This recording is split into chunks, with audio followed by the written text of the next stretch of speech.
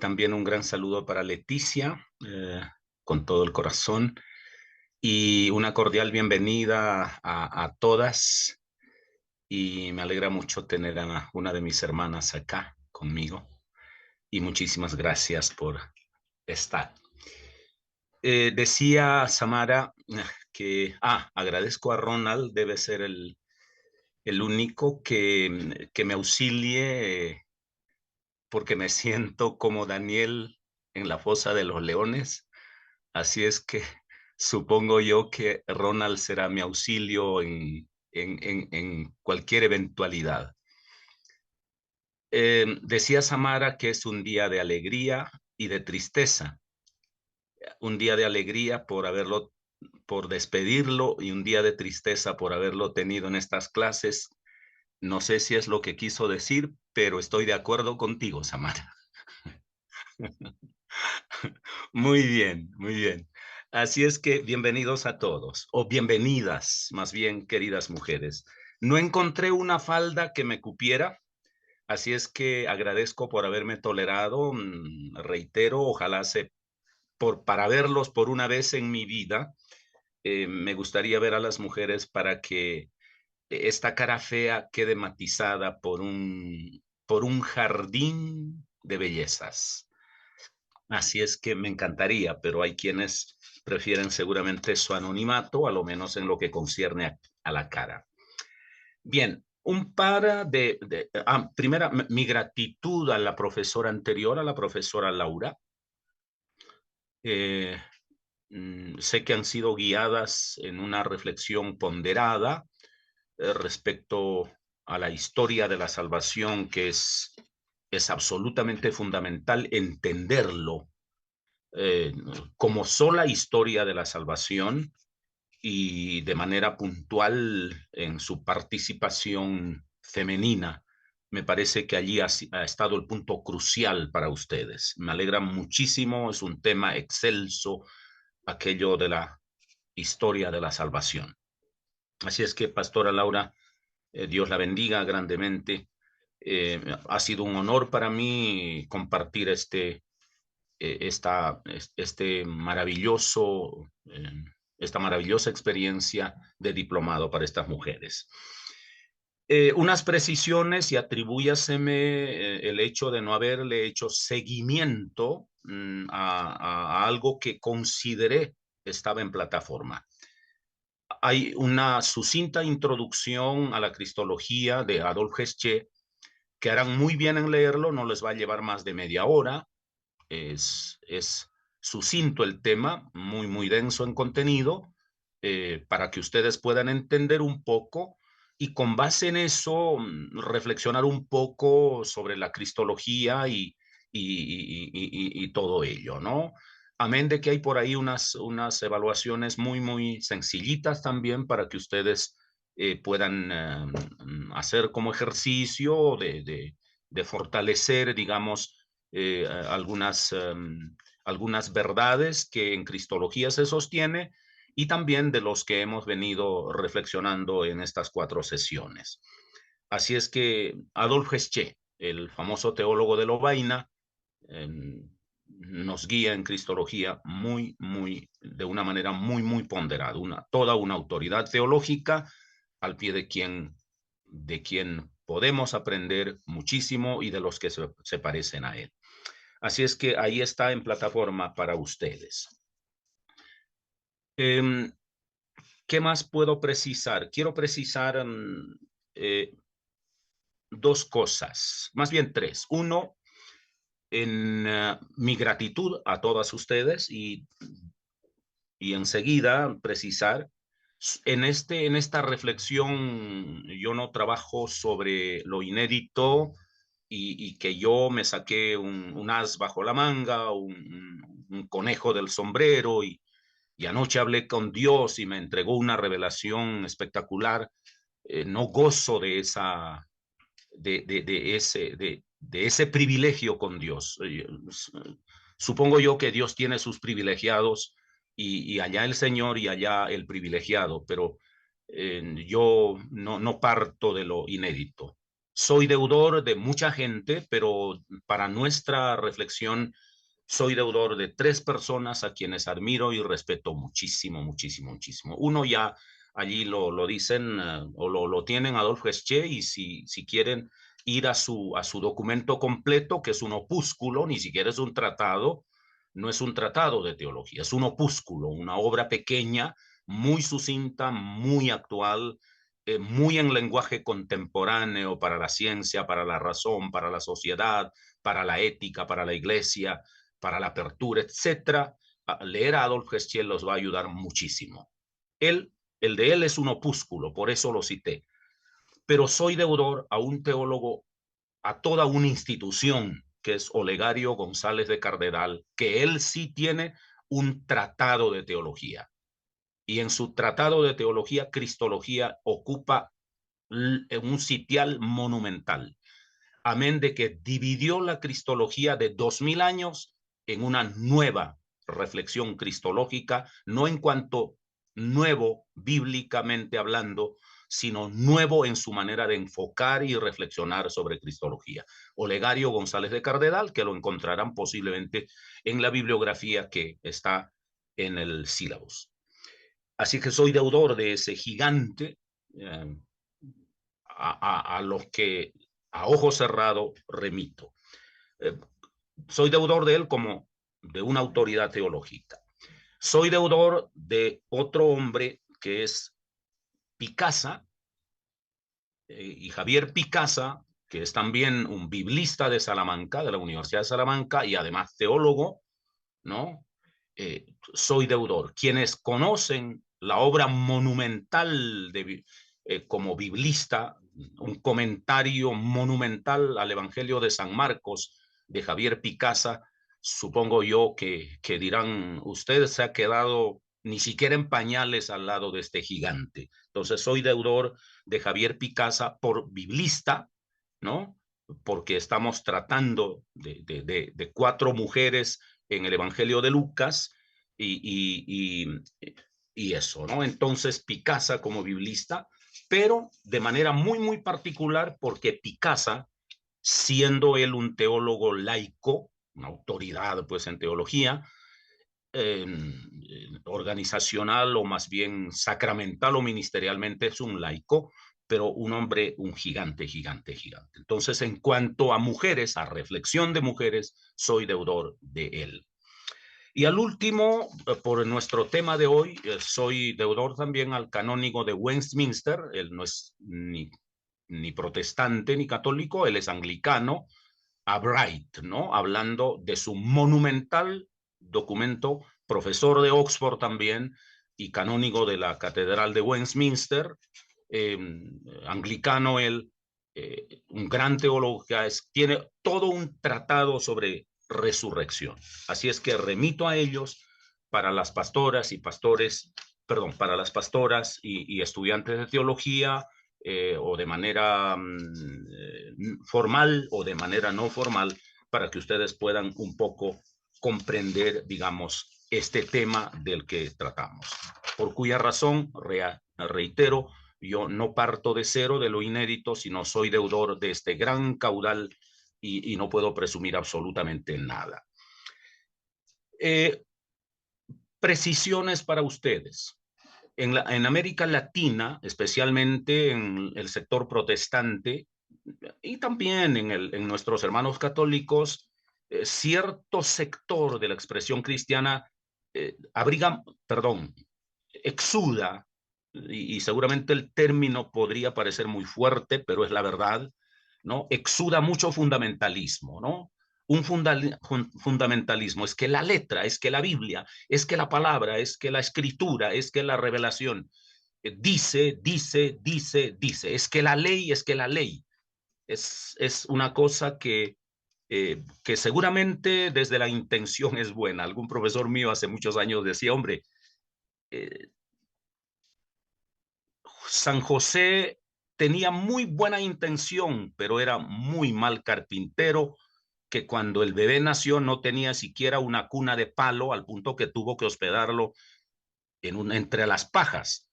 Entonces, a veces nosotros jugamos a eso, ¿no? Tenemos tan linda intención con aferrarnos a la letra como el perro hambriento al hueso, ¿no? De la letra. Por eso quiero precisar un poco en palabras de un, ¿qué diría yo? De un lingüista, también una autoridad mundial, Kenneth Burke. Kenneth Burke dice, hay que tener cuidado con el fundamentalismo lingüístico. Eso de atribuirle significados absolutos a los términos. No importa si es Biblia o no, hay que tener mucho cuidado en atribuirle, repito, significados absolutos a las palabras. Porque dice él, hay palabras para lo natural, para las cosas naturales. Hay palabras para lo sociopolítico, ¿no? Eso que hablamos de cultura, de arte, de ciencia, de técnica, de todo lo que se quiera, de todas las ciencias humanas y de todas las ciencias exactas. Eso es lo sociopolítico.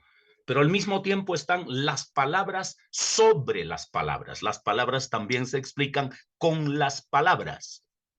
En hermenéutica se acostumbra a decir, el texto sin el contexto es un pretexto. Es una frase manida, tan trillada que ya nadie le pone cuidado, pero tiene su peso y su sentido, ¿no?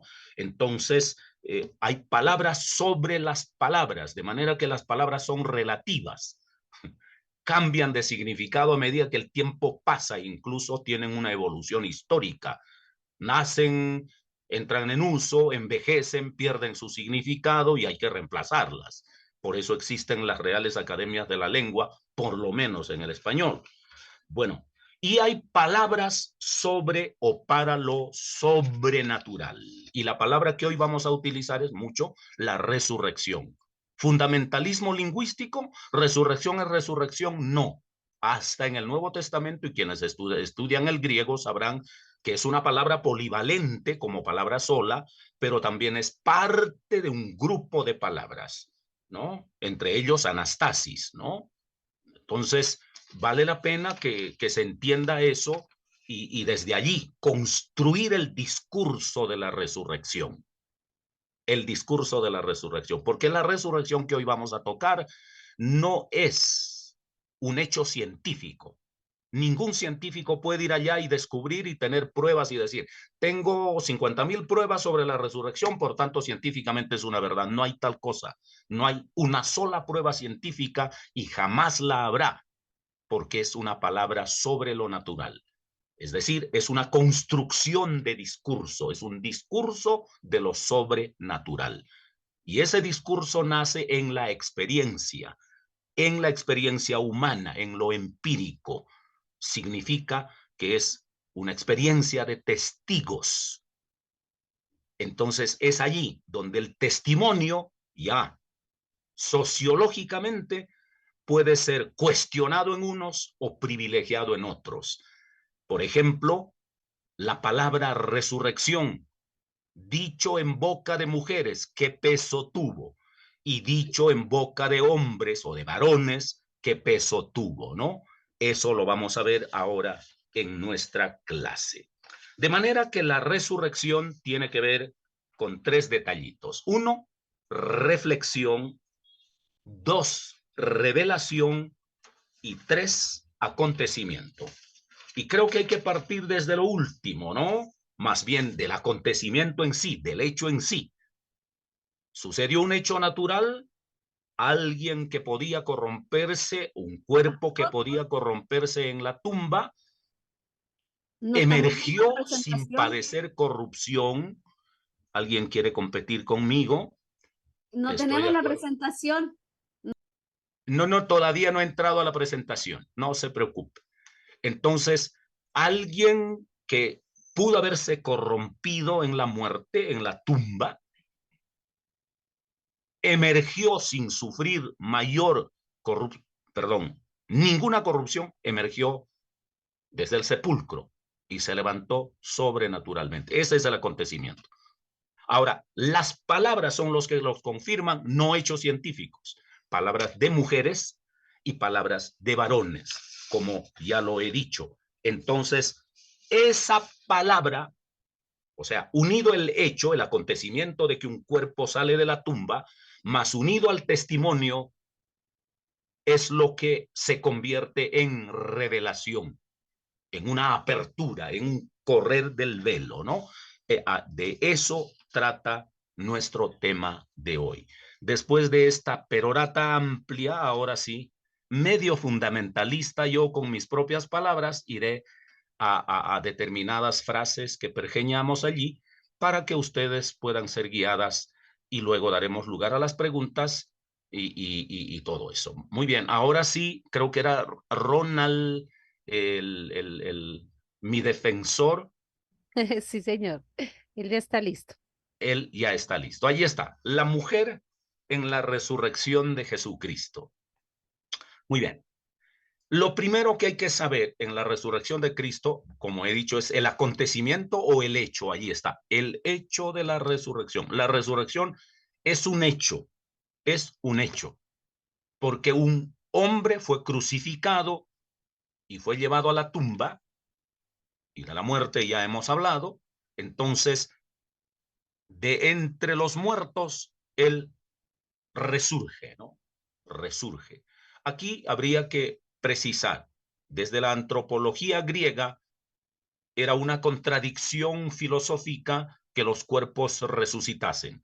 La materia es mala por esencia, luego no puede ser privilegiada, su único fin es ser destruido o por sí misma, por deterioro de la misma materia, o artificial y externamente que alguien lo destruya. Y lo mejor que se puede hacer es destruir a la materia.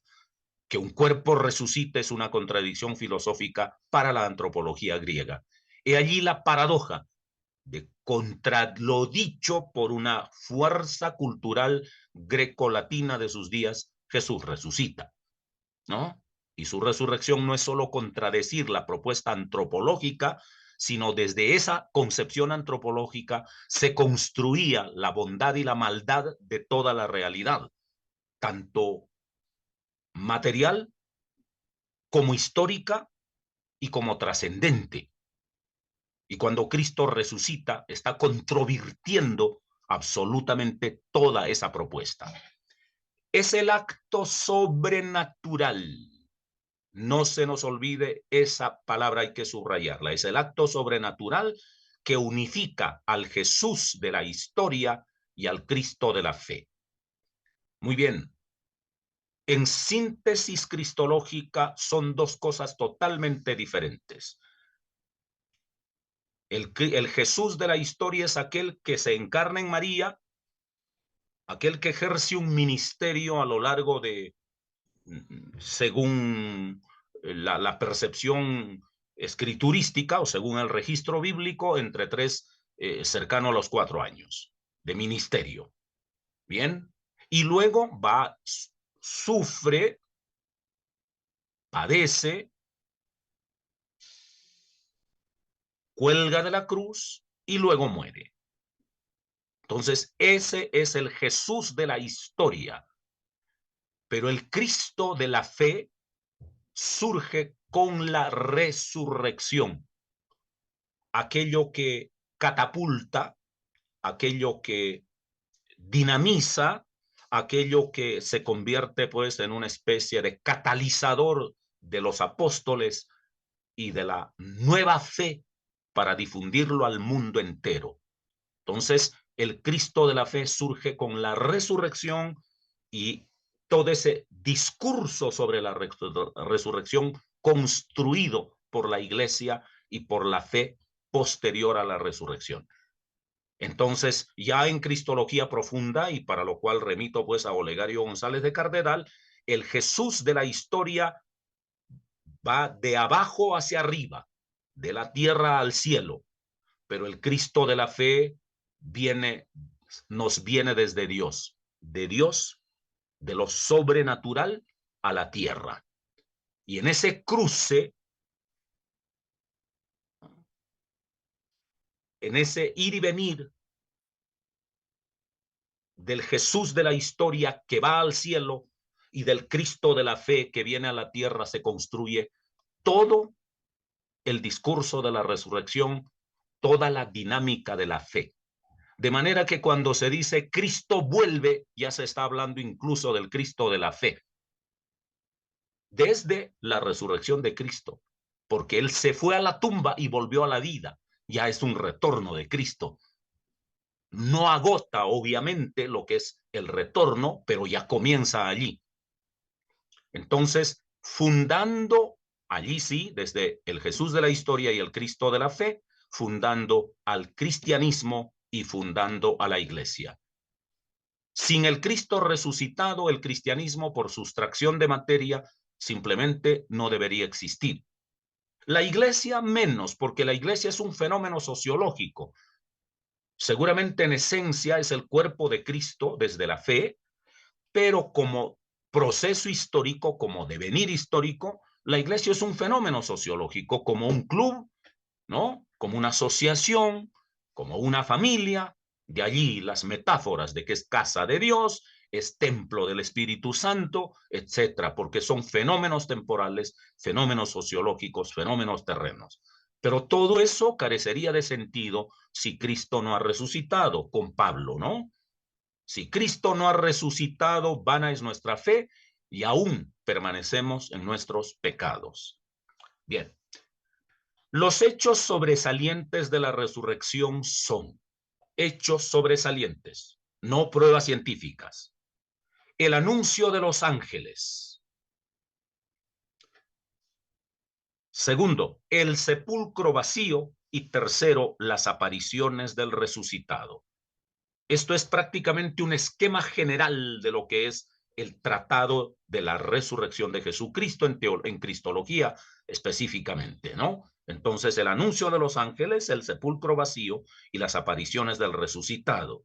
Ahora, ¿por qué el anuncio de los ángeles es un hecho sobresaliente de la resurrección? Porque muestran el sepulcro vacío, ojo, muestran un sepulcro vacío. Y hasta allí uno diría, hombre, si vamos a Jerusalén a esta altura, ¿vamos a encontrar el sepulcro vacío? Ya no, porque la topografía fue modificada en 2000 años. No, nadie ha conservado ese sepulcro vacío, ¿no? Y creo que unos días, más bien desde la mañana aquella en que las mujeres salieron de ese sepulcro, a nadie más se les permitió volver, y no porque la religión se los impidiera, sino porque eran predios del Imperio Romano y como su sello imperialista había sido destruido, imperialista no en sentido ideológico contemporáneo, sino pues de su poder imperial, ese sello de la tumba había sido rota. Ahora cualquiera que se acercara allá corría el riesgo de que los ejecutaran. Así es que muestra el sepulcro vacío, el ángel. Pero el sepulcro vacío es una metáfora ¿de qué? Del fracaso de la muerte. La muerte ha fracasado, la tumba no pudo retener a Cristo. Extrapole eso no a la muerte como fenómeno biológico, sino a la muerte como fenómeno espiritual. Entonces Cristo no solo fue al corazón de la tierra en un sepulcro como cadáver al sepulcro, sino como el Hijo de Dios que desciende al Hades, al corazón de la misma muerte, y derrotó a la muerte. Por eso dirá, tengo las llaves del Hades. Quiere decir, tengo poder sobre la muerte, ¿no? Resucita el Señor Jesús. Por eso el anuncio de los ángeles muestran el sepulcro vacío y el fracaso de la muerte. El sepulcro vacío, perdón, el anuncio de los ángeles, el sepulcro vacío y el fracaso de la muerte. Ahora, el sepulcro vacío en sí destruye los sellos de la autoridad imperial. Y no solo es una especie de rebelión contra Roma. Toda autoridad de ayer, de hoy y de mañana, todo tipo de autoridad, no solo sociológicas, sino espirituales, los sellos de la autoridad temporal, humana, diabólica, todos esos sellos han sido rotos. Eso significa la tumba vacía. Todos los sellos de la muerte han sido rotos. Por eso Jesús dirá, toda autoridad me es dada en el cielo y en la tierra, porque el sello de autoridad, esto no es un romper el sellito del Imperio Romano. Jesús es un revolucionario. Si ves el primer revolucionario, ¿no? Eso es apenas una señal de cómo toda autoridad se rompe al punto de él tomar toda la autoridad. Pero también rompe los sellos corruptibles de la muerte, ¿no? Ya lo hemos dicho en antropología griega, los sellos corruptibles de la muerte. Jesús se había adelantado ya de manera profética ante la tumba de Lázaro. El que cree en mí no morirá, sino que vivirá eternamente, porque yo soy la resurrección y la vida, ¿no? Las apariciones del resucitado muestran la victoria de la vida creada. O sea, Jesús se aparece. Ahora iremos en detalles, básicamente con las mujeres, porque no les seguiremos el rastro. Primero se les aparece a esto, a fulano, a sutano, y Pablo en 1 Corintios capítulo 15 le hace un seguimiento maravilloso, casi sistemático, de cómo aparece Jesús. Primero a quien se le aparece y él se pone al final, dice, ¿no? Y al último, como a un abortivo, se me apareció a mí. Entonces allí están las apariciones del resucitado. Pero no hay que olvidar que a quien primero se les aparece es a una mujer. Eso no se ha tenido en cuenta teológicamente. Hasta históricamente se ha pasado de soslayo y teológicamente en la Biblia nada está escrito al azar. Por muy relato que sea, por muy nimia que sea la referencia, pueda que no sea determinante en sí para sentar una doctrina, pero ya es una muestra hacia dónde nos conduce, eso sí. Las apariciones del resucitado entonces muestran la victoria de la vida creada. Ojo, de la vida creada en Adán, de toda la creación, de plantas, de animales, pero de manera privilegiada de los seres humanos. Muestran la victoria de la vida creada. Por eso dirá Pablo en Romanos capítulo 10, 9, 10 y 11, ¿no? La creación entera gime. 8, 9, 10 y 11, esa es la tesis de Pablo en Romanos. Entonces dirá, la creación entera gime y aún está con dolores de parto, esperando la resurrección gloriosa de los hijos de Dios. La creación entera. Así es que las apariciones de Jesús muestran la victoria de la vida creada. La vida creada primigeniamente por la mano de Dios, que estaba condenada al deterioro, ahora son victoriosas sobre la muerte. Y en cabeza está obviamente el ser humano. Y la plenitud de la vida redimida y eterna. La vida redimida y eterna ya no está expuesta a un posible deterioro. Oye, si Jesús se queda dormido y le entregan una manzanita envenenada, pues Jesús corre el riesgo como Adán de fracasar y mi salvación también está como en la balanza, ¿no? De allí que la salvación se pierde, una declaración fundamentalista, ¿no? Para que la salvación se pierda, el primero que tiene que perderse es Cristo Jesús. Si Cristo Jesús no se pierde la salvación. Así como el primer Adán falló y toda la humanidad falló. Entonces, esto es una analogía a lo mínimamente proporcional y desde lo teológico absolutamente excedido al pecado, porque cuando el pecado abundó, sobreabundó la gracia. De manera que no estamos hablando aquí de pequeños debates teológicos. A ver, ¿de qué corriente lapsariano, ultralapsariano o infralapsariano es usted? No, aquí esas nimiedades, dejémoslo para alguien que quiere ganarse el pan de pronto evocando discursos, con el debido respeto.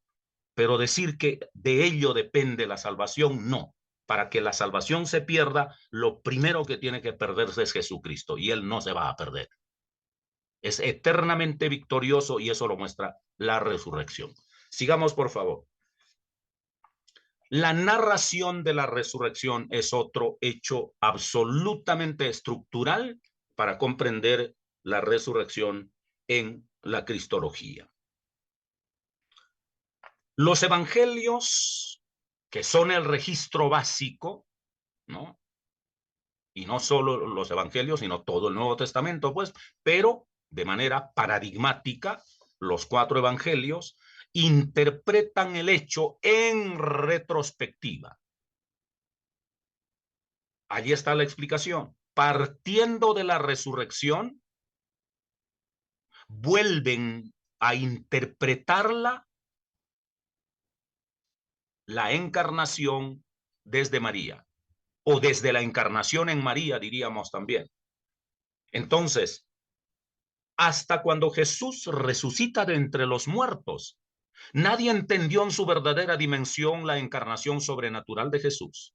Nadie entendió en toda su dimensión los milagros de Jesús durante su ministerio, sus enseñanzas. Nadie entendió ni siquiera su muerte. Es más, los discípulos se sintieron decepcionados. Pero cuando Jesús resucita, ahora se les abren los ojos y ahora tienen que volver hasta la encarnación, hasta el nacimiento en Belén, y de allí en adelante reinterpretar absolutamente todo. Y esto es, como dicen los especialistas, deconstruir y escribir de nuevo, tabula rasa, reiniciar todo el proceso. Los evangelios interpretan el hecho en retrospectiva, partiendo de la resurrección, vuelven a la encarnación e interpretado el ingreso de Jesucristo, la encarnación de Jesucristo, su ministerio y su resurrección, ahora es cuando esto se cataliza, ahora es cuando es el Big Bang de la fe, pues. Los evangelios, más que una crónica científica de la historia, ¿no? No hay crónica científica, ni siquiera es una biografía estructurada la de Cristo en los evangelios. Ni siquiera es una historia científicamente hablando y no hay pruebas científicas de absolutamente nada. Pueden ir allí un poco a excavar en arqueología, y no estoy menospreciando la ciencia arqueológica, ¿eh? Tiene su ciencia y maravilloso eso.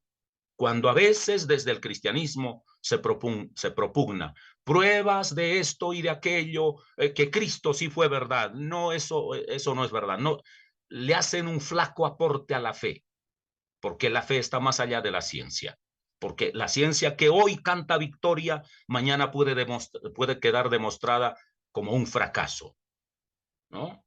Un tal Keller, que fue profesor de historia en la Universidad de Harvard, escribió, ¿cómo se llama eso? Creo que las pruebas científicas de la Biblia o algo así.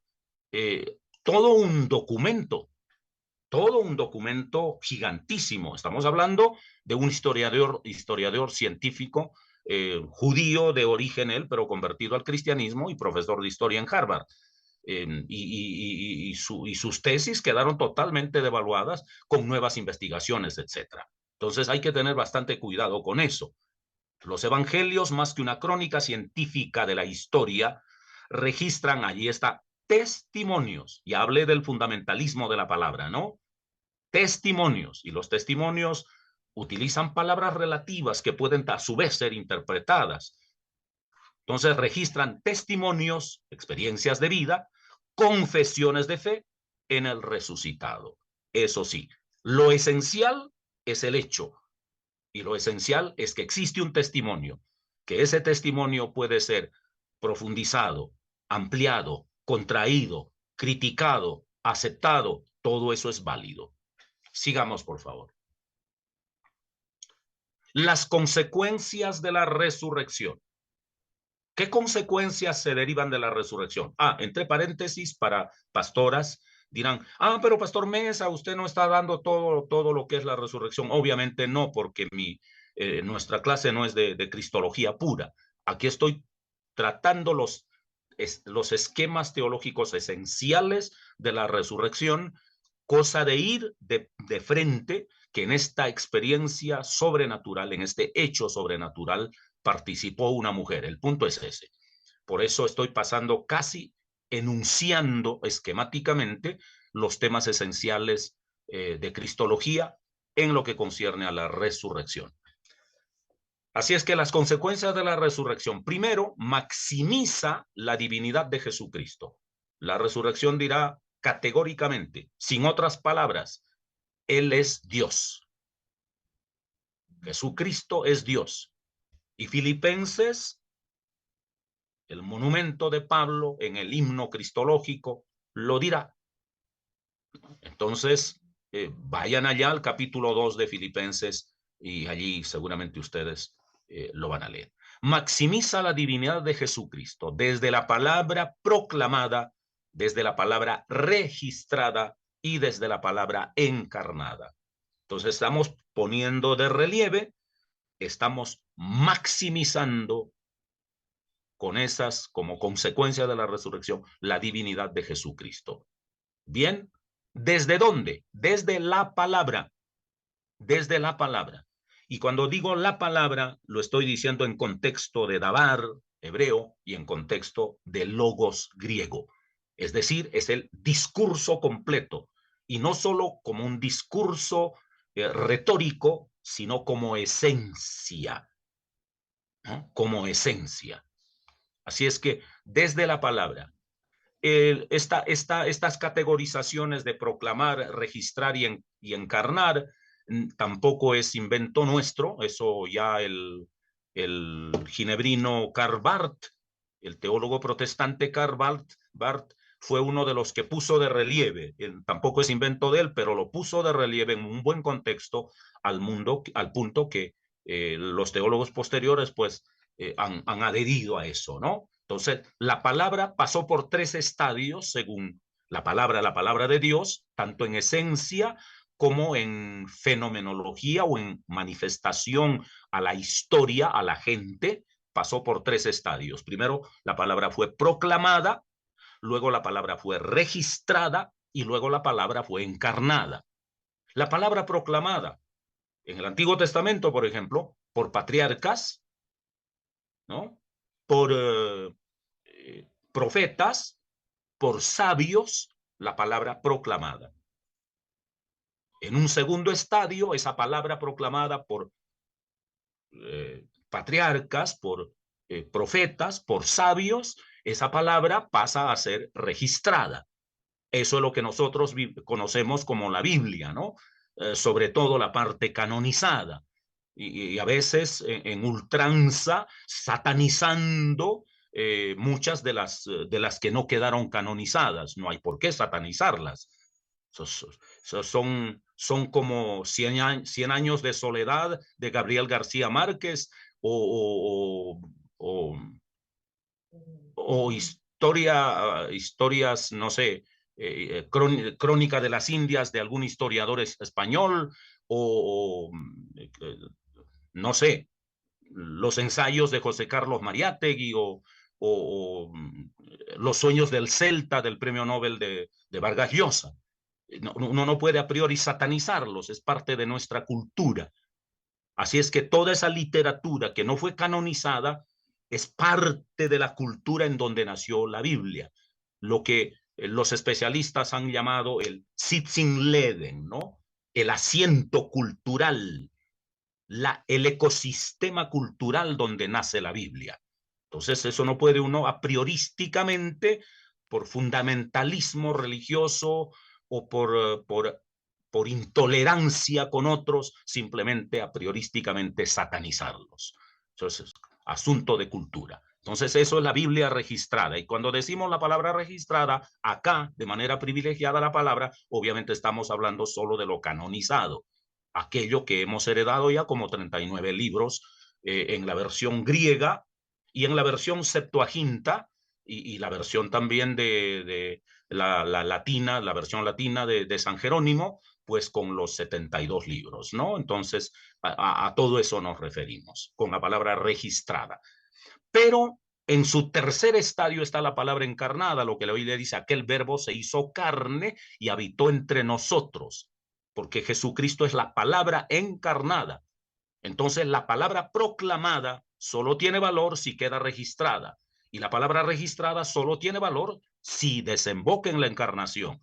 Sin esa desembocadura en la encarnación, ni lo proclamado ni lo registrado solos tienen la fuerza. De allí que el fundamentalismo de la sola Biblia de Martín Lutero tiene que ser revisada, ¿no? Porque quedándome con la sola Biblia y dejando de lado a la palabra encarnada por sustracción de materia, caemos otra vez en el punto, simplemente carece de valor. Entonces, allí está la palabra proclamada, registrada y encarnada. En Jesucristo se encarna y resucita. Y de allí en adelante es al revés. Ahora, esa palabra encarnada volvió a ser registrada en el Nuevo Testamento y luego proclamada por testigos, por apóstoles, por toda la patrística, por los predicadores medievales, ¿no? Sin todavía afiliarlos a una confesión ni de anglicanos, ni de ortodoxos, ni de católicos, ni de protestantes. Simplemente hubo proclamadores de la palabra y luego ya cada quien privilegió históricamente al que quiera privilegiar, ¿no? Es ya desde sus confesiones, desde sus trincheras religiosas, en cuyo terreno no quiero meterme porque podría pisar callos aquí y allá y no dejaría títere con cabeza, ¿no? Y entre uno y otro por sus excesos, Dios mío, que entre el diablo y escoja, pero por sus virtudes, todos necesitamos aprender unos de otros, ¿no? Porque somos el cuerpo de Cristo. Ahora, además, trasciende la vida histórica, la consecuencia de la resurrección trasciende la vida histórica. ¿De quién? De Jesús por una parte y de nosotros por otra parte. Trasciende la vida histórica. Nuestra vida no culmina aquí, ya lo sabemos nosotros. Y aun cuando no tuviéramos religión, ¿dónde quedan los sueños, los anhelos, las aspiraciones, los deseos de avance, de investigación, la inteligencia de la humanidad que vuela sin religión todavía, por el solo hecho de ser seres humanos pensantes, ya somos seres trascendentes? A eso responde la fe y dice, yo tengo un camino para tu trascendencia. A eso está muy bien. Trasciende la vida histórica y ratifica que Cristo vive, ¿no? Cristo está vivo. Debía haber puesto la palabra vive con mayúscula, porque Cristo es la vida, ¿no? Cristo no tiene un poco de vida como nosotros. La vida de Cristo no es por derivación, es por naturaleza, por esencia, ¿no? Él es la vida. Yo soy la resurrección y la vida. Jesús no tiene un poco de vida, ¿no? A Jesús no se le ha añadido vida. Entonces dice, trasciende la vida histórica y ratifica que Cristo vive eternamente y en consecuencia los que creemos en él también. En el tiempo con su iglesia vive eternamente, en el tiempo con su iglesia y en la gloria con su Padre. Estamos hablando de la vida intratrinitaria, ¿no? En la hondura de Dios. Bien, legitima la veracidad del cristianismo. Tantas preguntas que se hacen del cristianismo. El cristianismo tiene su sentido si aceptamos por la fe que Cristo ha resucitado. Rechace usted al Cristo resucitado y el cristianismo de 2000 años se derrumba como un castillo de arena y ha dejado de existir. Legitima la veracidad del cristianismo, confirmando que la vida creada triunfa por la redención. Toda la vida creada triunfa por la redención a partir de la resurrección de Cristo. Esa es una consecuencia de la resurrección. Garantiza la resurrección final, ojo, de toda la humanidad. ¿Cómo lo va a hacer el Señor? Eso no es asunto mío. Yo desde mi trinchera religiosa puedo decir fulano se salva y sutano no. Caramba, en el fenómeno de la imputación, en lo que perjudica al hombre, cuando a Adán se le juzgó pecador, no se le consultó a nadie, no se le pidió su consentimiento a nadie. Y a todos se les imputó el pecado de Adán y todos a la muerte.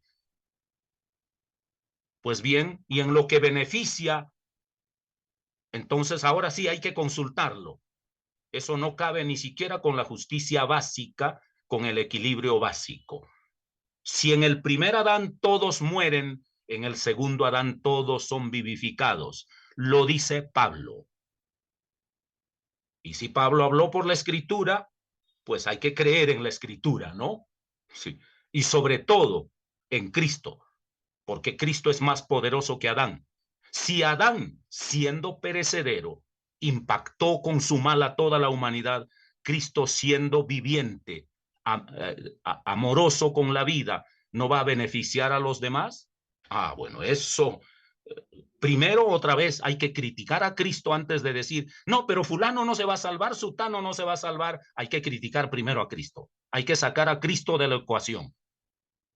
Y hay que añadir un poco más a lo que Pablo dice. Cuando el pecado abundó, el pecado de Adán, no el pecado moral o el pecado social o el pecado político o el pecado criminal de fulano y sutano. No, no, no, no, no, no. Cuando el pecado de Adán abundó, sobreabundó la gracia de Cristo, aplicado ambos a la humanidad.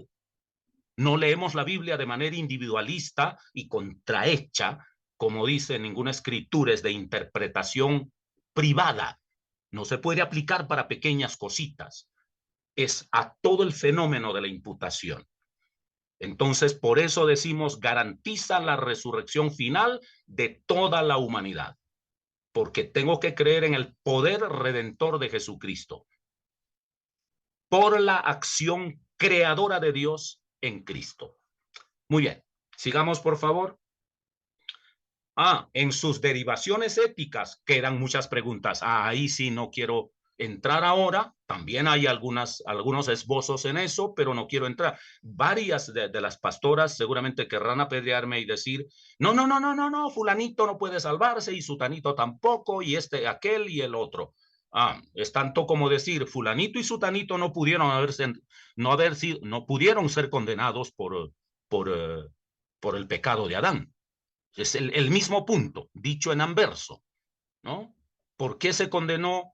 Se limitó verbigracia. ¿Por qué todos los niños desde Adán nacen en pecado cuando los niños no han hecho nada? Pues es también leer eso, ¿no? Así es que cuidado con la ligereza de tomar allí como diciendo, eso es opinión de Castro Mesa. No, yo no estoy dando mi opinión. Mi opinión lo renuncié hace mucho tiempo y opino en privado y opino en asuntos de política, jamás en asuntos de religión. Jamás. En asuntos de religión tengo que estar absolutamente seguro de lo que afirmo. La ascensión del resucitado. Jesús resucita y asciende. La ascensión, la exaltación, anastasis, resurrección, todo eso son sinónimos, sinónimos. Cada uno tendrá una especial connotación indiscutiblemente en exégesis menuda, pero teológicamente todos dicen lo mismo, apuntan a lo mismo. En una palabra, anastasis, exaltación, ascensión, resurrección son como afluentes de un mismo río, ¿no? Los afluentes del Amazonas para todos los latinos, que nos es absolutamente conocido. Bueno, la ascensión del resucitado muestra la superación de espacio, tiempo y materia. Muchas de nuestras lecturas de la Biblia se quedan en categorías de espacio o de tiempo o de materia. Las conclusiones a las que llegamos las trabajamos simplemente, siempre, casi siempre, inconscientemente muchas veces, ¿no? O por falta de conocimiento en otras ocasiones, limitados al tiempo, limitados al espacio o limitados a la materia. La ascensión del resucitado está diciendo, he trascendido el espacio, he trascendido al tiempo, he trascendido a la materia. Cuando mañana me lean que yo he resucitado, deben leerlo también trascendiendo el espacio, trascendiendo al tiempo, trascendiendo a la materia. Y no solo leerme y entenderme en esa dimensión, sino vivir en esa dimensión. Vivir trascendiendo el espacio, trascendiendo el tiempo y trascendiendo la materia. ¿Por qué este cristiano sufre, pobrecito? ¿Por qué el Señor no lo sana? Está hablando de las limitaciones de la materia.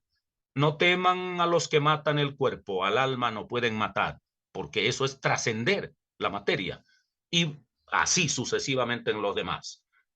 Garantiza la presencia de Cristo en la tierra. La ascensión del resucitado garantiza la presencia de Cristo en la tierra con la humanidad y en la gloria con la Trinidad. En una palabra, ojo con esto, Jesucristo solo vive en su iglesia. Suena lindo eso, parece muy espiritual, Es como el judío decía, Yahvé está dentro de los muros de Jerusalén o dentro de las fronteras geográficas de Israel. No puede salir al otro lado porque se contamina nuestro Dios, ¿no?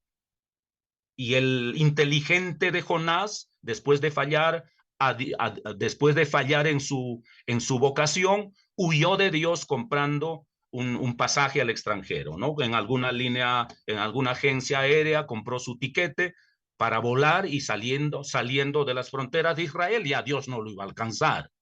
Eso está mostrando de una manera humorística, de una manera mordaz, perdónenme la expresión, la estupidez de una limitante religiosa. Vendemos la idea de que Jesucristo, en nombre de la santidad, que Jesucristo solo habita en el seno de su iglesia. Pues eso no es lo que el resucitado dice. Garantiza la presencia de Cristo en la tierra, ojo, con la humanidad y en la gloria con la Trinidad. Sino, ¿cómo estaría Jesús en América Latina? ¿Cómo estaría en la India? ¿Cómo estaría en la China? ¿Cómo estaría ayer, hoy y mañana? Si Jesucristo está limitado. Cuidado con leer la presencia de Jesús desde un modelo judío de trinchera etnocéntrica, ¿no? Cuidado con eso. Mi raza, mi religión, mi frontera. Eso es perjudicial para la fe. Reafirma la ascensión del resucitado, reafirma la misión de proclamar la vida eterna al mundo entero. Estoy llamado a proclamarlo, no a categorizar. Tú eres condenado y yo soy salvo. Si vienes a mi corral, te salvas. Si vas a otro corral, pueda que no te salves, ¿no? No. A mí no me ha dicho Dios, reúne en tu corral a determinada gente. Y perdonen la expresión, bueno, en metáfora estoy correcto porque somos ovejas, algunos medio abejas, pero somos ovejas. Entonces ahí reafirma la misión de proclamar la vida eterna al mundo entero. Mi misión es proclamar, mi misión no es clasificar quién se salva y quién no se salva. El Señor me ha enviado a proclamar, vayan por todo el mundo, prediquen el evangelio a toda criatura, etcétera, etcétera, etcétera, ¿no? Por eso les hablé del relativismo de las palabras. Cuidado con el fundamentalismo. Unifica, la ascensión de Cristo unifica, ¿no? ¿Cómo se dice esto? Sistematiza, no sé, una palabra mucho más estructural. Unifica encarnación, unifica crucifixión, unifica resurrección y retorno de Cristo. Absolutamente todo eso lo unifica. El resucitado. Por eso se dice, los últimos tiempos comenzaron con Jesucristo. Jesucristo es el fin del fin. No del fin como aniquilación de la humanidad ni del planeta, el fin de todos los propósitos de Dios. Sigamos, por favor. Creo que allí detengámonos ahora sí y hagamos un espacio para las preguntas y ustedes me dicen. Estoy bien de tiempo, afortunadamente. ¿Quién es nuestro o nuestra moderadores?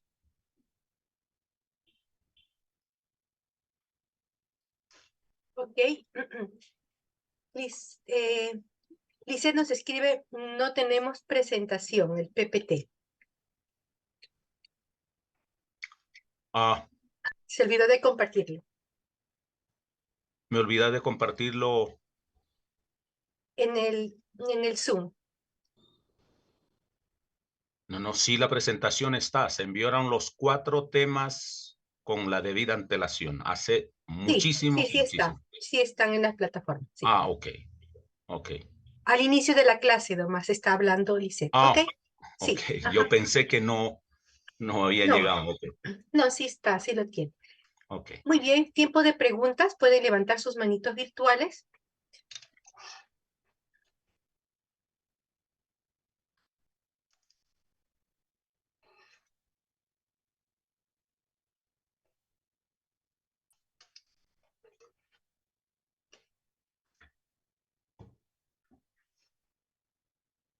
Me voy para que pregunten.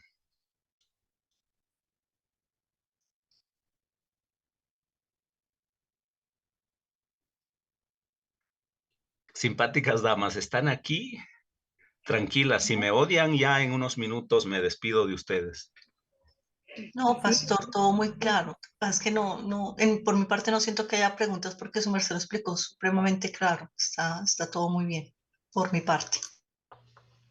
bueno, exactamente eso es lo que iba a decir. Está tan explícito, se ha entendido perfectamente y creo que no hay preguntas porque ha dado incluso algunos versículos de la Biblia, ¿verdad? Que eso uno encuadra lo que se está hablando. Está perfectamente claro. Muchas gracias, Mireya. No sé quién fue el anterior, no alcancé a leer el nombre, pero Mónica, gracias. pastor. Ah, ok, Mónica. Mónica Bernal. Muchísimas gracias, Mónica. Bueno, no sé si alguno más o alguna más, perdón. Soy medio machista, digo alguno. No me apedreen por eso, perdónenme el pecado. Y creo que Marta, si no me equivoco, Marta Zárate tiene una corrección. Corrección jamás. ¿Cómo Es muy estás, amplio el Martica? Me alegra tema. saludarte. Igualmente, pastor. Pastor, fíjese que creo que en algunos momentos de nuestro crecimiento cristiano, a medida que vamos avanzando en las cosas del Señor, vamos aprendiendo muchas cosas que no manejábamos muy bien. Pero sí en algunos momentos creo que somos muy fundamentalistas, ¿verdad? Y sí, eso de que unos van a ser salvos y otros no van a ser salvos porque, bueno, uno se mete en rollos de ese tipo, ¿no? La cristología realmente es un tema muy profundo, muy grande. De hecho, pues yo tengo un libro en que he estado leyendo ya por bastante tiempo sobre cristología y no se logra como entender todo realmente cuando uno habla de encarnación. Es un concepto ya bastante complicado, ¿no? Y luego hablar de una resurrección, que solamente en la Biblia se ven unas cuantas resurrecciones, no son muchas, ¿verdad? Y la resurrección más importante es la resurrección de Cristo. Gracias por todo lo que nos ha estado enseñando y a mí me abre la mente, pero sí también me deja mucho la inquietud en cuántas veces he sido yo más fundamentalista que pensante. Gracias, pastor. Martica querida, muchas gracias. Me alegra tu dulzura y me alegra tu precisión. ¿aló? Depende de los autores que estés leyendo y no pretendo ser una autoridad, un tratadista en cristología, no, pero más por exorcizar mis propios demonios de ignorancia, haciendo casi la oración de Santo Tomás. Santo Tomás oraba siempre: Señor, ilumina mi mente 2 veces oscurecida, decía Santo Tomás. Una, a causa del pecado, y 2, a causa de la ignorancia. Y Dios ilumina nuestra mente oscurecida a causa del pecado inmediatamente. Pero la mente oscurecida a causa de la ignorancia, eso sí, ese demonio permanece por muchos años y a veces en los creyentes se arraiga y viven el demonio y el creyente juntos allí toda su vida, ¿no? Eso es triste decirlo. Así es que por tratar de expulsar mi propio demonio de ignorancia y no porque quiera presumir, he leído más de una docena de tratados de cristología. Y cuando yo recomiendo unos textos, es porque ya he recorrido un poco el camino y lo que recomiendo es porque ilumina al creyente, al pastor, al teólogo, al especialista, al que hace ensayos de cristología o al que hace tratados doctorales de teología. Entonces, yo te recomiendo que te leas a Gesché y descartes lo demás por ahora. Y concluido Gesché, pasa y léete Cristología de Olegario González de Cardenal y entenderás cristología desde lo bíblico, desde lo teológico y desde lo histórico. González, Olegario González de Cardenal, ha hecho un tratado leyendo los 2000 años de cristología en la historia, leyendo absolutamente todas las propuestas teológicas de ayer, de hoy y posiblemente hasta un buen rato de mañana, y de todas las vertientes teológicas y de todas las propuestas, protestantes, ortodoxos, anglicanos, católicos, o sea, un tratado de reflexión teológica. Amén de que ha hecho un tratado de cristología bíblica, únicamente bíblica, luego teológica y luego histórica. O sea, eso es una cosa que hay que dedicarle tiempo, pero sí aclara muchísimo. O sea, usted puede leerlo por su cuenta y de manera, estudiarlo, pues, de manera lenta y no tiene por qué ir. Hay otros tratados de cristología de Fernández, hay otro tratado de Keisman, hay otro tratado de, de este, ya les voy a decir.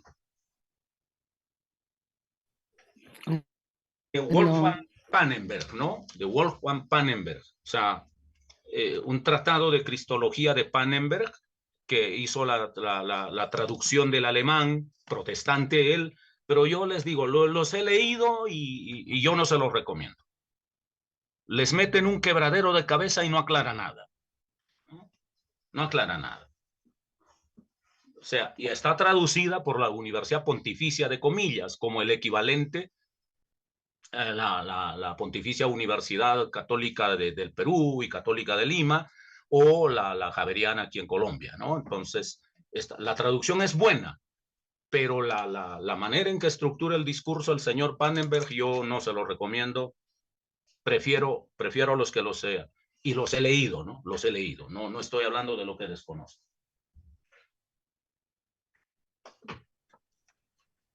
Entonces, Pastor, qué pena, ¿nos repite el nombre del señor Olegario, por favor?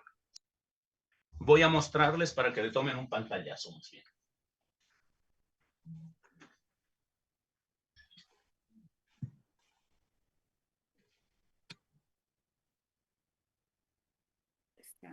Está en internet, hermanos. Sí, está en internet. También lo puse en la bibliografía del sílabus.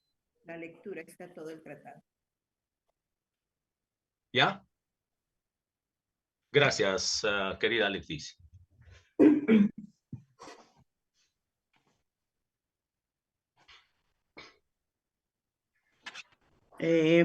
Pastor, muchas gracias por lo claro que es en su exposición. Y muchas veces nos cruzamos con profesores que un poquito como los escritos nos confunden, pero me encanta y lo felicito porque es muy claro.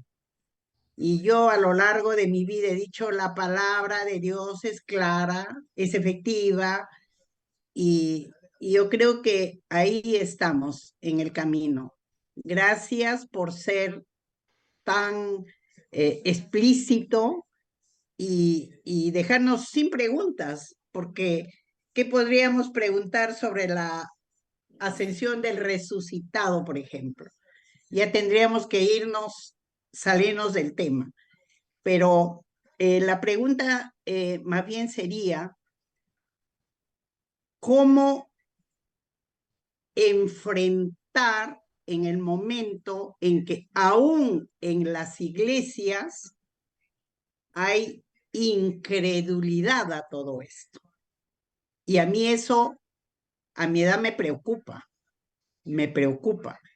porque habemos muchos cristianos que decimos, yo tengo años, yo nací, yo crecí, y no han tenido ese encuentro real con el resucitado. Entonces ahí va abriéndose una brecha para cada persona y el vacío y la pregunta, ¿dónde está? No lo encuentro, no lo hallo. Y yo creo que aquí tenemos las personas que nos gusta no predicar, pero enseñar, orientar a las personas. para estudiar más cristología. Y muchas gracias por abrirnos ese panorama. Gracias. Querida Iris, Pastor. creo que tú has tocado un tema bastante crucial, especialmente para nuestra familia, para nuestra comunidad cristiana del sector protestante. ¿Cómo es que dice la frase del poeta en la antigüedad? Mi pueblo pereció por falta de conocimiento, dice, ¿no? Hay un analfabetismo funcional en el cristiano. El cristiano anda con una Biblia y la envejece bajo sus axilas y nunca las lee, ¿no? Sirve para guardar el pañuelo, el esfero, la cartera. Guardan hasta el marido entre las páginas de la Biblia y no la leen, o la leen y no la entienden. Así es que hay un analfabetismo funcional. Yo estudié alguna carrera por allí y salí de la universidad, hasta salí con cierto halago de mis docentes y de la institución, pero nunca más nunca más volví a él. A esta altura soy un analfabeto en ese campo, ¿no? Soy un analfabeto en ese campo porque hay que actualizarse. Entonces, el cristiano lo leyó alguna vez, lo oyó alguna vez, pero incluso los que sirven o servimos al Señor, creemos que nuestro único trabajo es ser operativos, organizar, correr, andar, pero jamás reflexionar. Y es más, entramos en la soberbia de creer que con el cargo viene la sabiduría. Esa soberbia narcisista que porque yo tengo un cargo, soy sabio. Y ahí es donde cometo gravísimos errores. Entonces, me parece que para responder, si acaso es responder, o a lo menos sugerir, es que en lo poco, ahí sí lo que Jesús dijo, ¿no? En lo poco fuiste fiel, en lo mucho te pondré. Comienza con uno, enseña a quienes estén a tu alcance, según tu influencia, y deja el resto. No discutas con los otros, querida Iris, jamás te van a creer. Van a creer que estás loca, van a creer que eres problemática, ¿no? Enseña a quienes se te atraviesan en tu camino. Ustedes se atravesaron en el mío y aquí estoy, ¿no? Entonces, eso es lo que hay que hacer seguramente. Aprovecharse del pánico y si alguien se descuida, pues enseñarle, porque ¿qué más hacemos, no? Te bendigo, Iris. Está Roxanita por allá.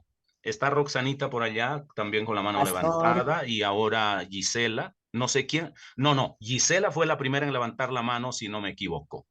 Así es que, Giselita, por favor. Gracias, pastor. Buenas tardes. De las clases que usted nos ha dado, entendí que en el concilio de Éfeso y se estableció que Jesús era 100% hombre y 100% Dios. Que María, si Jesús era Dios, entonces fue la madre de Dios, si no, no hubiese habido esta redención.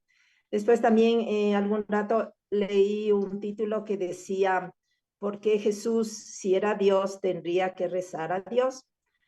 Entonces ahí entendí una parte que como era 100% hombre, tenía él esta necesidad de rezar a Dios Padre, ¿no? Para que le guíe, para que tome decisiones, pero lo que no entendí es que si es Dios, ¿por qué tenía que rezar a Dios? Eso, padre. Eso, pastor.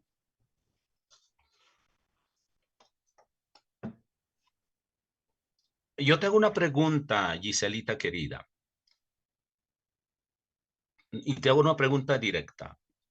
¿Nuestro Dios sabe lo que necesitamos de nosotros?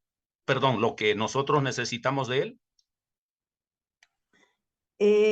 Entiendo que sí, porque es nuestro Dios, pero si no le pedimos, de pronto no hay esta intercesión de Dios para que nos ayude.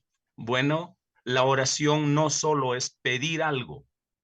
La oración es más que pedir, es relación. Es diálogo con Dios. Así es que rezar a Dios es dialogar con Dios. Por eso Jesús nos prevendrá y dirá, hombre, no usen palabras mecanizadas. Él dice, no usen repeticiones, dice, ¿no?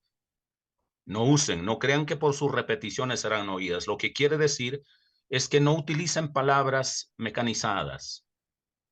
O sea, dialoguen, es lo que querrá decirnos. ¿Sí? Es verdad que podemos pedir a nuestro Dios, aun cuando Él lo sepa, pero es el diálogo. No sé si tú eres madre o eres religiosa, ¿no? Entonces, qué lindo es los que son madres acá, saben muy bien que una mamá ve a la cara de su hijo y ya sabe lo que su hijo o su hija necesita. Y sin embargo, una mamá sensible es tan tierna cuando su hijo o su hija le dice, mami, esto es lo que necesito, ¿no? Ya sabía lo que necesitaba, pero lo tierno es que el hijo o la hija se los expresen. Entonces, eso es lo que busca nuestro Dios, es relación. El rezo en lenguaje de nuestra familia católica y la oración en lenguaje de nuestra familia protestante es no solo pedir y pedir y pedir, ¿no? Es dialogar. Entonces Jesús no ora solo por necesidad, Jesús ora por diálogo con su Padre. Está dialogando con su Padre. Ese es el punto, ¿no? Pero al mismo tiempo, él en su humanidad también necesita desde su humanidad el auxilio de su Padre eterno. Pero al mismo tiempo nos está dejando un modelado, un camino espiritual, nos está diciendo, con nuestro Padre hay que dialogar. Así que Jesús al orar cumple múltiples funciones, no únicamente pedir, porque es que siendo Dios pide. No, no es solo eso. Listo. Gracias, pastor. Gracias, Iselita. Roxanita, con esto Muy bien, cierro por adelante, ahora. Roxana Cajima. Gracias. En realidad yo también agradezco la claridad con la que escucho la exposición del tema. Es un tema, ya miré el tratado de Olegario González, más de 300 y tantas páginas, ¿no? Y en realidad a veces nosotros nos hemos quedado con algunos y no nos hemos actualizado, ¿no? Entonces, yo sí estoy bastante preocupada y digo, no, entonces, ¿qué hacemos? ¿Qué hacemos cuando a veces nuestros pastores o nuestros ministros, nuestros líderes, a veces, como usted decía, ¿no? Nos enfocamos tanto en correr de aquí para allá, en hacer esto, o muchas cosas, y a veces poco es, no lo generalizo en todos los pastores, en todos los ministros, todos los maestros, no, pero a veces de repente las enseñanzas, ¿no? Y incluso a veces cuando queremos corregir, ¿no? Como que, no corregir, yo tomo lo que usted dice, porque nosotros lo que aprendemos, lo que sabemos es poquísimo, también hay muchas cosas que tenemos que aprender, pero sí a veces hay algunas situaciones en las que abrimos los ojos por las enseñanzas que escuchamos, pero hay otros, yo he escuchado que personas que dicen, sí, pero lo ha dicho el siervo, lo ha dicho, o sea... Repite eso, querida Roxana, no te entendí. A veces hay personas que cuando escuchamos algo que sabemos que, o sea, nos quedamos sorprendidos por lo que escuchamos y queremos de repente corregir o hablar, ¿no? Y hay algunos que no aceptan. O tal vez otras personas que solo se quedan, sí, pero lo dijo el siervo, o sea, lo dan como sentado y que así es, ¿no? Por eso yo digo, me causa tristeza y preocupación. O sea, a veces, ¿qué hacemos? ¿No? A veces nos hemos quedado callados. Yo soy maestra de escuela dominical de adultos y ahí trato de a veces con mucho respeto, ¿no? Con mucho respeto, con mucha también sumisión a la autoridad del pastor, pero sí a veces trato de hacer de hacer o de dar lo poco que sé, de corregir algunas cositas. Me quedo, pastor, con lo que usted dice, mi pueblo perece por falta de conocimiento. Yo animo mucho a mis hermanos, les digo, lean la Biblia, ¿no? Lean, pero no solo tienen que tener a la mano un diccionario, siempre les digo eso, ¿no? O sea, algunas ayudas porque a veces solo nos quedamos, somos muy, como usted dice, atribuimos significados absolutos a lo que leemos. Entonces, eso hay que revisarlo, pero sí me quedo bastante motivada a estudiar y a transmitir, ¿no? Y a romper ciertos temores a veces para poder hacerlo. Me quedo también con lo que usted dijo, la fe está ya más de la ciencia, lo esencial es el hecho, porque a veces hay personas que tratan, no, pero cómo fue, pero esto, o sea, buscando, ¿no? Buscando respuestas y nos alejamos de lo que en sí es. Gracias, pastor, por motivarme a romper, a vencer eso, ¿no? Esos temores a veces a algunas cosas y hablar lo que Dios nos está enseñando. Gracias, pastor. Una buena manera de comenzar es aquí donde están, ¿no? Haciendo este diplomado, aprendiendo, abriendo un poco la mente, amén de que hay una pléyade de profesores que me han antecedido, no sé si profesores, pero por lo menos profesoras sí, y creo que de todo eso ustedes están cosechando sabiduría y luces. Muy bien. Las demás preguntas, por favor, en sitial privilegiado la pregunta de Claudia. Claudita, por favor, al concluir. Yo voy a dar unos minutos más de pregunta. Al concluir, por favor. ¿Listo? Ok. Para seguir, sigamos, por favor, con la última parte.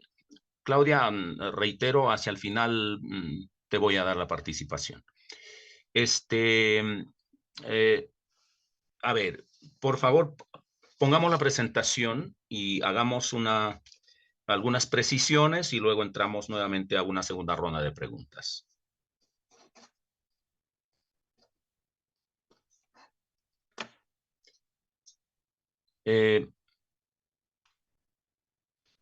Por ahí anda Ronald, ¿o me abandonaste? Ah, no, no me ha abandonado, gracias a Dios. Es un chico leal. Muy bien. Quisiera leer con ustedes este pasaje maravilloso. Ahora sí, a mí se me perdió y lo leeré más bien en físico. Lucas capítulo 24, versículos 1 al 12. Leamos ese texto excelso para ustedes, para que ustedes y yo podamos reflexionar sobre este asunto. Dice el texto así, lo tengo en la versión Reina Valera de 1960, a mí me encanta. El primer día de la semana, muy de mañana, es probable que fuese a las 6 en punto porque el día comenzaba a las 6 en punto en aquellos días, ¿no? El primer día de la semana, muy de mañana, vinieron al sepulcro trayendo las especias aromáticas que habían preparado y algunas otras mujeres con ellas. Varias mujeres y otras mujeres con ellas. Bien interesante esto, es una pléyade también de mujeres yendo a la tumba. Entonces dice, y hallaron removida la piedra del sepulcro. Ajá. Y entrando no hallaron el cuerpo del Señor Jesús. Aconteció que estando ellas perplejas por esto, he aquí se pararon junto a ellas dos varones con vestiduras resplandecientes, y como tuvieron temor y bajaron el rostro a tierra, les dijeron, ¿por qué buscan entre los muertos al que vive? No está aquí, sino que ha resucitado. Estas frases hay que enmarcarlos con letras de oro, como alguien dijo. ¿Por qué buscan entre los muertos al que vive? Esa es una pregunta excelsa. No está aquí, sino que ha resucitado. Acuérdense de lo que les habló cuando aún estaba en Galilea, diciendo, es necesario que el Hijo del Hombre sea entregado en manos de hombres pecadores y que sea crucificado y resucite al tercer día. Entonces ellas se acordaron de sus palabras y volviendo del sepulcro, dieron nuevas de todas estas cosas a los 11 y a todos los demás. Usted, mujer, subraye esto. Ellas se acordaron de sus palabras. Ellas, volviendo del sepulcro, dieron nuevas de todas estas cosas a los 11. Subráyelas. Y a todos los demás, no a todas las demás, a todos los demás. Eran María Magdalena, Juana, María la madre de Jacobo y las demás con ellas quienes dijeron estas cosas a los apóstoles. Por mi madre, en versión católica, por mi madre María, le están anunciando la resurrección de Jesucristo a los apóstoles. No pierdan de vista eso. Mas a ellos, a los apóstoles, que son machos, ¿no? Mas a ellos les parecían locura las palabras de ellas y no las creían. Pero levantándose Pedro, corrió al sepulcro, porque pues ¿quién va a creer a las mujeres? En contexto hebreo me refiero. Y cuando miró dentro, vio los lienzos solos y se fue a casa maravillándose de lo que había sucedido. Solo algunos apuntes que no vamos a agotar la densidad de este relato, sino quiero simplemente remarcar aquello que había anticipado ya. Las mujeres fueron las últimas en abandonar la cruz y, ojo, las primeras en ir a la tumba. Y si eso es una actitud de candidez femenina o de sensibilidad femenina, no porque yo concluya así, sino porque así podría, y aún creo, se ha interpretado, al punto que no creen lo que las mujeres dicen, me estoy refiriendo al relato, ¿no? Entonces ahora son las primeras en proclamar que Cristo ha resucitado. Son las primeras en proclamar que Cristo ha resucitado. Y las primeras en proclamárselos, ojo, a los apóstoles. A los apóstoles. Válgame Dios. ¿Por qué el Espíritu de Dios no movió a Juan, a Pedro, al valiente Pedro, que fuera y él descubriera que Jesús ya había resucitado, para que él con su autoridad apostólica en el solio de San Pedro en Roma o en el machismo del patriarca de Constantinopla o en el arzobispo de Canterbury o de cualquier papita protestante, para que dijera, ve, esto es que el evangelio es de los machos, de los varones?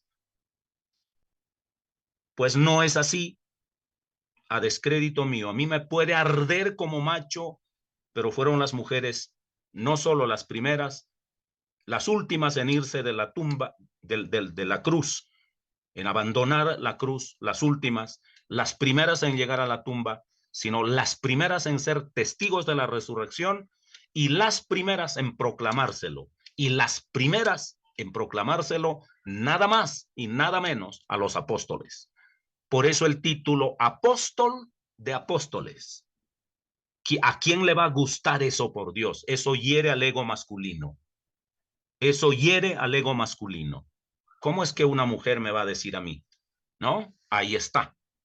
Y no tenemos el tiempo. Los remito al colegiado de teólogas españolas que han hecho una reflexión sobre esto en concurso, obviamente, con Javier Picasa, a quien ya mencioné. Han hablado en cantidad. María Mercedes Navarro, una de las biblistas gigantísimas, ¿no? Entre ellas. Pueden buscar por María Mercedes Navarro y seguramente allí lo van a encontrar. Y hay otras mujeres, pues, que han hecho una reflexión profunda sobre estas cosas. Y no solo sobre esta, sino sobre muchas, pero también sobre esta.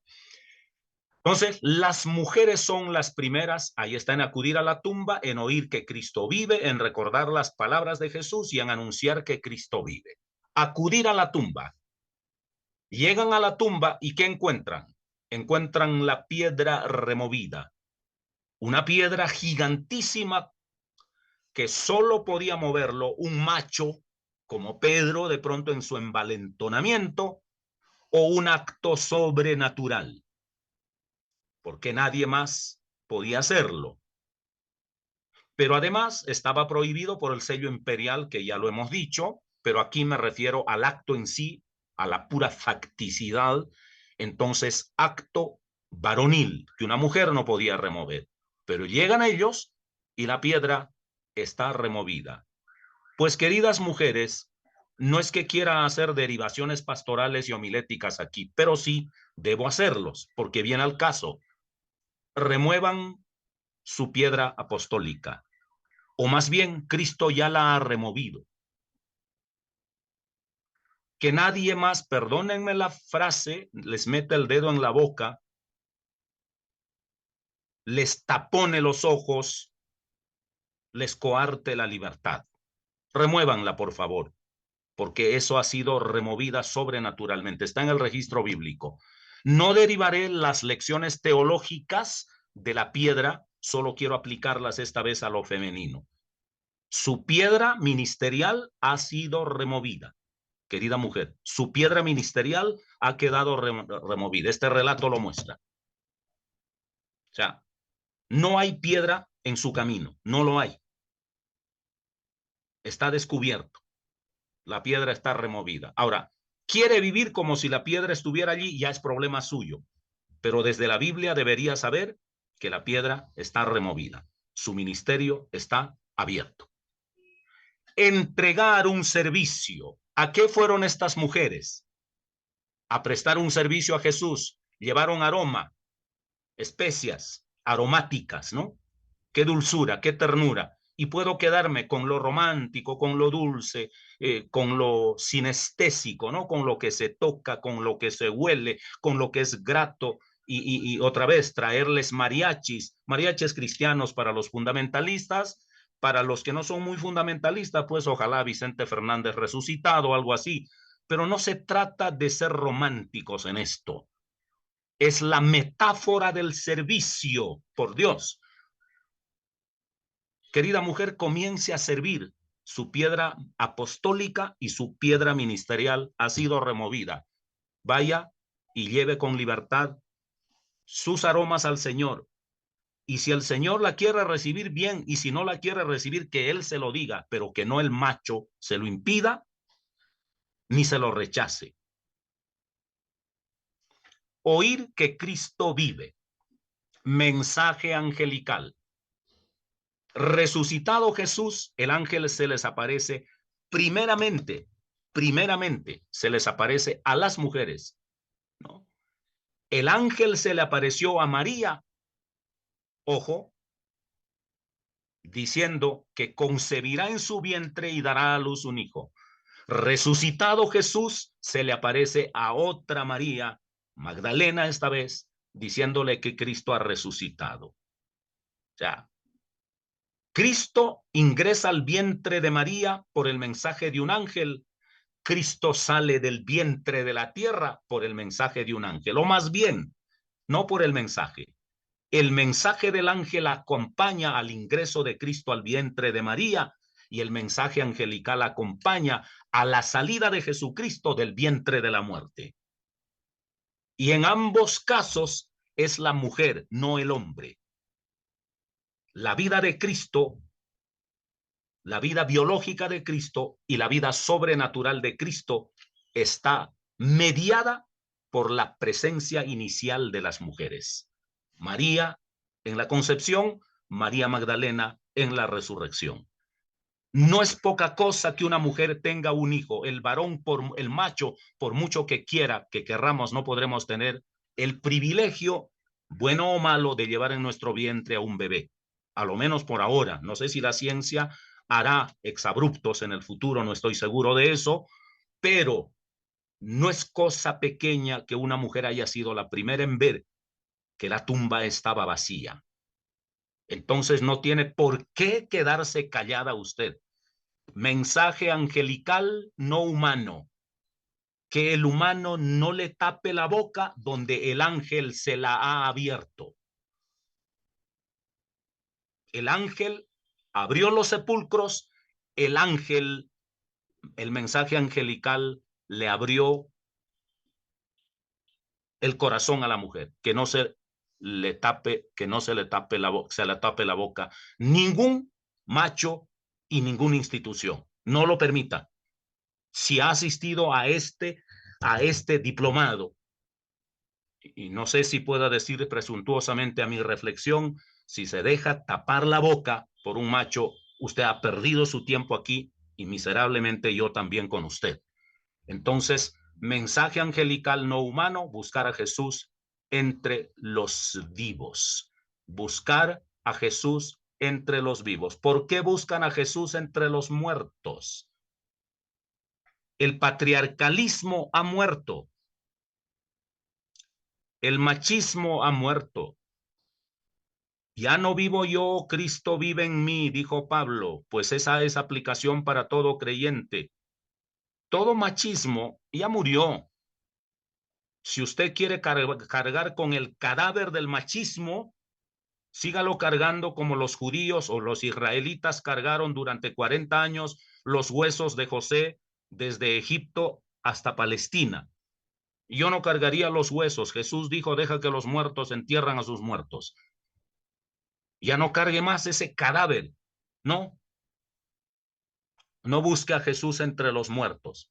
En una historia muerta, en un patriarcalismo muerto, en un machismo, sexismo, androcentrismo, como dicen las feministas, buscar a Jesús, nada. Usted puede ir directamente a la fe, al ministerio y a todo sin ningún problema. No busque a Jesús entre los muertos, búsquelo entre los vivos. Buscar a Jesús entre los vivos. Recordar las palabras de Jesús, palabra profética, anamnesis. Fueron las primeras en recordar las palabras. En una palabra hicieron el recuento de toda la dinámica de Jesús, de todas las enseñanzas de Jesús. Y no entraré en la palabra anamnesis, donde se interpreta pasado, presente y futuro, en las mismas circunstancias en que Cristo instituye la cena. Cada vez que coman este pan presente, la muerte de Cristo anuncian pasado, hasta que Él venga, futuro. Anamnesis es articular pasado, presente y futuro. Pero anamnesis es también renovar. No es simplemente recordar y repetir pasivamente. Significa, si yo recordando articulo pasado, presente y futuro, mi vida se está renovando. Por eso dice Cristo allí mismo instituyendo la Santa Cena, ¿no? Cada vez que coman este pan presente, la muerte del Señor anuncian pasado hasta que Él venga, está diciendo, este es mi nuevo pacto con ustedes. O sea, anamnesis se hace para renovar. ¿De qué vale recordar? Recordaron las palabras de Jesús. Ellas, las mujeres, recordaron, hicieron anamnesis de pasado, presente y futuro para renovar su vida. Allí es donde anunciaron que Cristo vive. Ellas, y se lo anunciaron a los apóstoles y a los demás. ¿Quiere mayor autorización? Ser apóstol no es ser ni mujer ni hombre. Ser apóstol es haber sido testigo de su resurrección. ¿Quiénes fueron las primeras testigos de la resurrección de Jesús? Pues las mujeres. Entonces pueden ser apóstoles o no desde Cristo, no desde la institución, no desde el varón.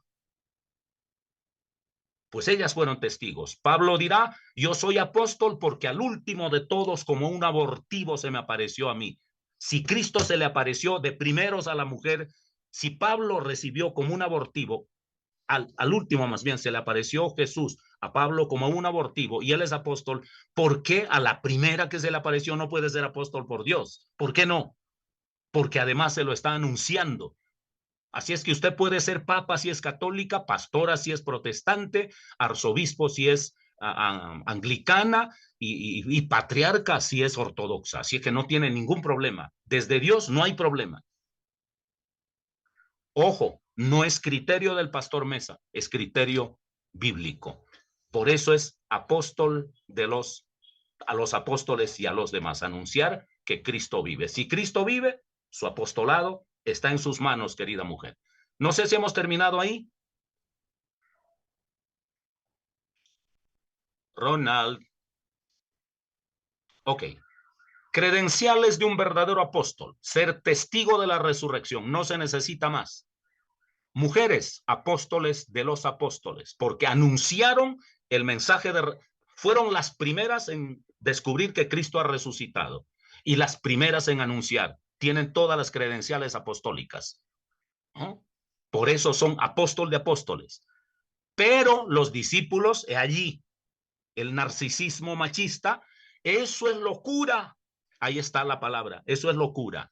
Y con eso concluyeron que la mujer estaba loca, ¿no? Y con eso silenciaron por 2000 años a la mujer, diciendo que es locura. Y no se ha hecho suficiente exégesis de eso. Ahí está, ¿son biblistas? Háganla. ¿Por qué acallaron a las mujeres diciendo que era locura? Desafío, recupere la proclamación o su proclamación apostólica, recupérela, ¿no? Si no, díganme de frente que yo perdí mi tiempo en este tiempo. Muchas gracias. Y ahora sí, si hay minutos, preguntas, por favor.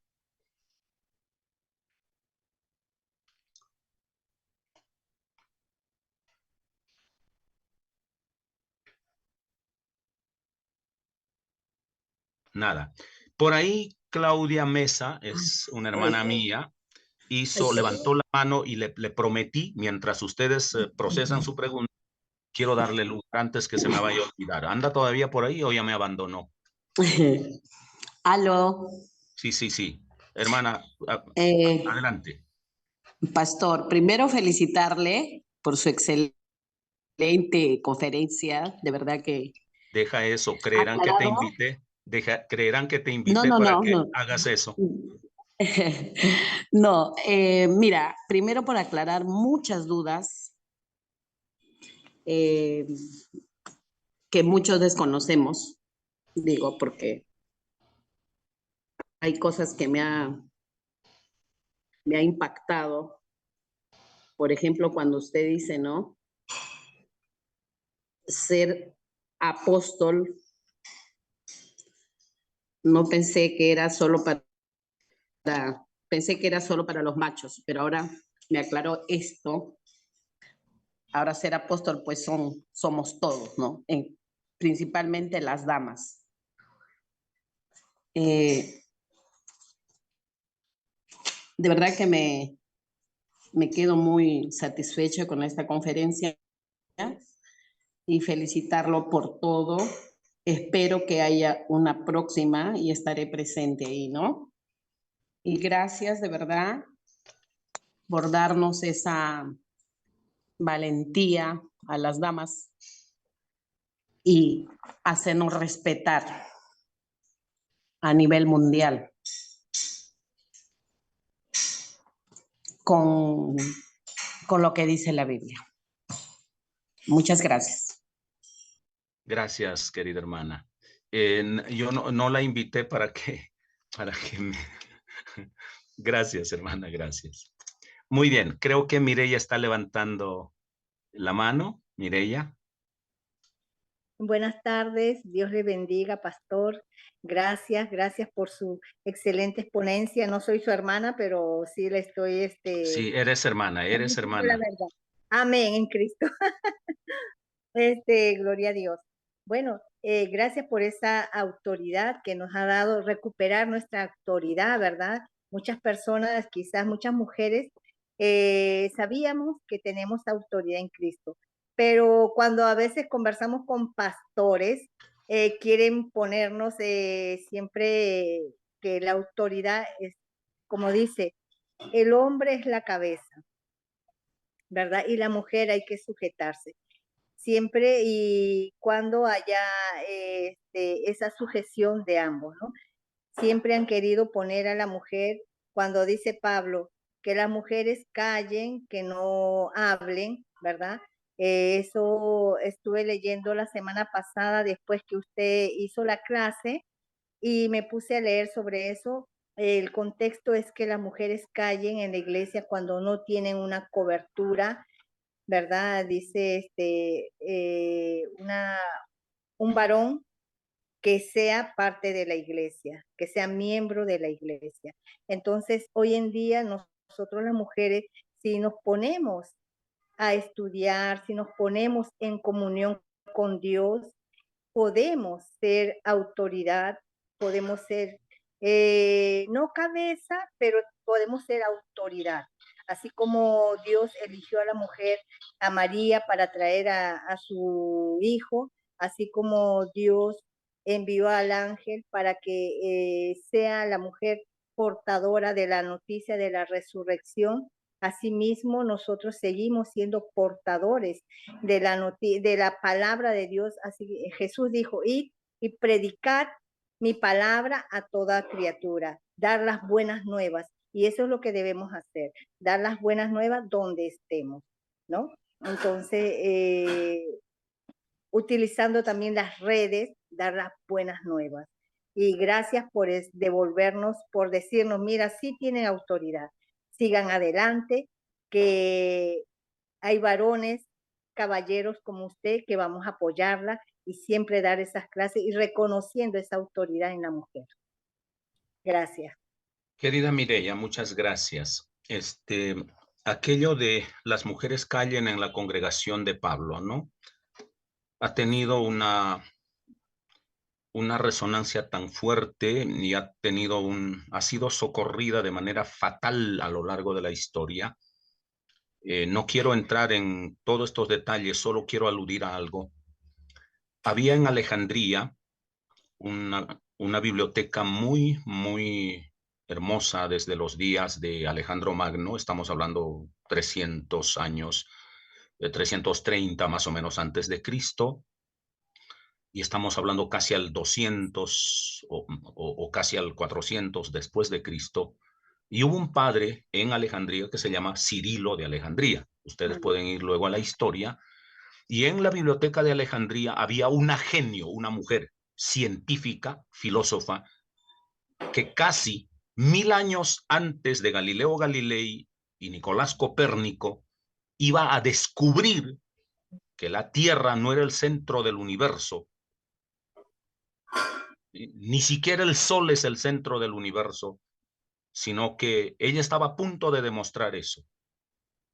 Pero el celoso patriarca de Alejandría, Cirilo de Alejandría, leyó en un culto gigantísimo, concurrido, lleno de creyentes, y predicó un sermón encendido sobre las mujeres callen en la congregación. Y lo extendió para toda la cultura.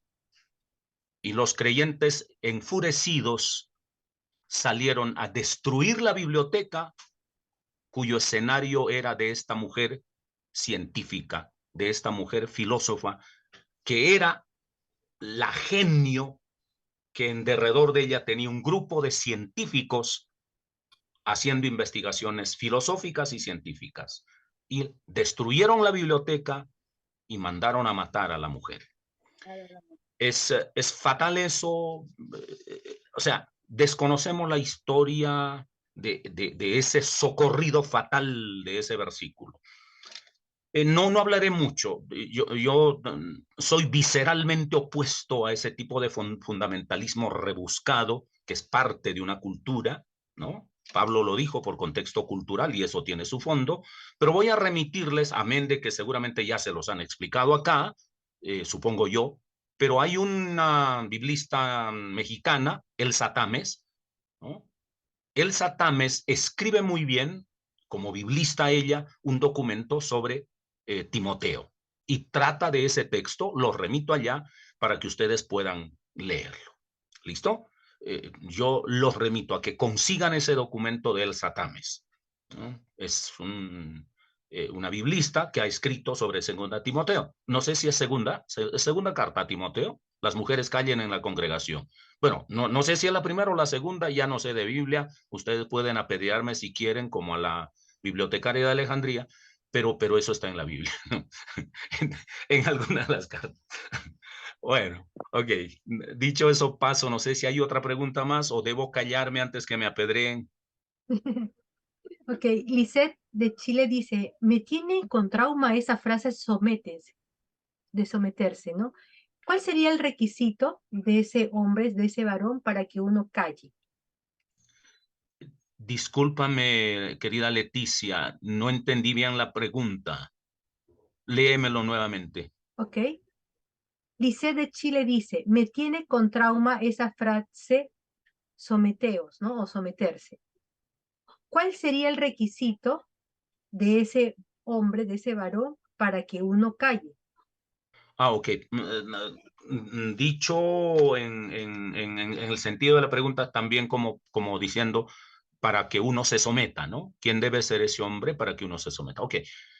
Yo creo que la frase completa de Pablo, que está en Efesios, y no se nos olvide que los documentos son proto-paulinos, paulinos y deuteropaulinos. Y Efesios, pues, es un documento deuteropaulino, como lo es también Timoteo. Las cartas a Timoteo son deuteropaulinas. ¿Qué quiere decir eso? Que Pablo no lo escribió de su pluma. Lo escribieron la escuela de Pablo, los discípulos de Pablo. Eso lo construyeron ellos, obviamente en autoridad del apóstol, como lo es Deutero Isaías, ¿no? Es la escuela de Isaías, los discípulos de Isaías, los que lo escribieron. Y en la Biblia hay mucho de eso, ¿no? Entonces, y eso es válido, absolutamente válido, no es nada perjudicial, no, para nada, y eso no pone en tela de juicio su canonicidad. Entonces, pero ese texto deuteropaulino es cuando la iglesia comienza a institucionalizarse desde el patriarcalismo, ¿no? Desde el machismo, por aquello de la añoranza del macho judío, que es el que manda, y la mujer siempre debe agachar la cabeza, porque se volvió a la nostalgia en el cristianismo subapostólico. Pasado la generación apostólica, el cristianismo subapostólico reaccionó y dijo, no podemos dar tanta libertad, ¿no? Y entonces ellos comenzaron a decir, hay que recuperar las costumbres antiguas, como todos quieren volver a las sendas antiguas, aduciendo, volver a las sendas antiguas, ¿no? Hay que leer eso con cuidado, con beneficio de inventario. Entonces, ellos recuperaron eso y escribieron, pero aún allí no pueden eludir la frase completa. Sométanse los unos a los otros, dice la palabra. Sométanse los unos a los otros. Estamos hablando de Efesios capítulo 5, 21, si no recuerdo mal, ¿no? Sométanse los unos a los otros. Y eso es como la premisa mayor. Entonces dirá, las casadas estén sujetas a sus maridos. Ok. 2, los esclavos estén sujetos a sus amos.